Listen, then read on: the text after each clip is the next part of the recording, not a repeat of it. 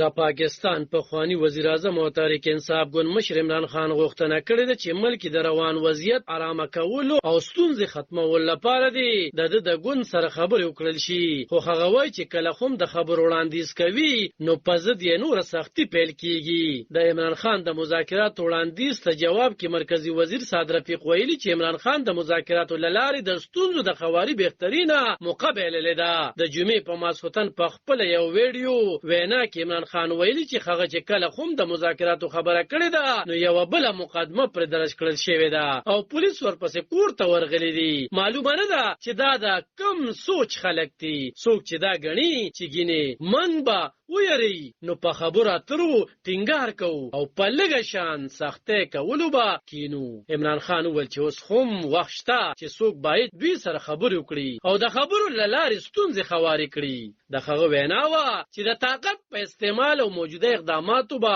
هیڅ ونشي او دا چې هغه به د خپلې وروستۍ ساه پورې د ملک د حقیقي ازادۍ مبارزې ته دوام ورکوي. خو ما سره دا وخت فکر د پاکستان دی او څوک چې په شریکه د آخر څه کوي هغوی سره د ملک هیڅ فکر نشته. په خپله دې ویډیو وینا کې عمران خان دعوه کړې ده چې تر 100,000 زیات پلویان یې نیول شوي او د ګوند مشران یې مجبوره کړل کېږي چې د ګوند نه لاسونه واخلي. خو هغه د خپل ګوند پلویانو ته ډاډ ورکړو چې په داسې ګامونو به یې ګوند ختم نشي او ویې ویل چې ګوند خله ختمیږي چې نظریه ختمه شي او د پی ټی آی نظریه د ولس نظریه ده. بل لوري ته د پاکستان د مرکزی کابینې وزیر خواجه سعد رفیق ویلي چې عمران خان د مذاکراتو د لارې د ستونزو د خواري ضروري موقع په خپله بایللې ده. د خپل ګوند پلویانو ته په یو وینا کې خواجه سعد رفیق ویلي چې دوی چې کله د تحریک انصاف مذاکراتي ډلې سره خبرې کولې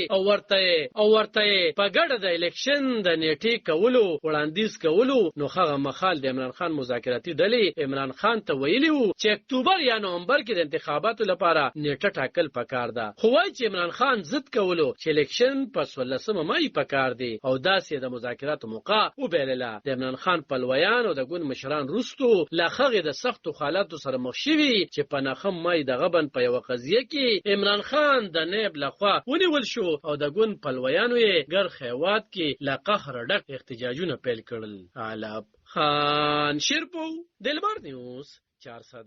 د پاکستان